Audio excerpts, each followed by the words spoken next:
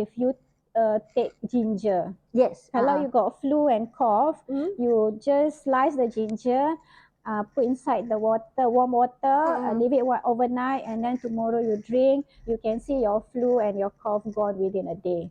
Kan. Natural ingredient is very, very effective.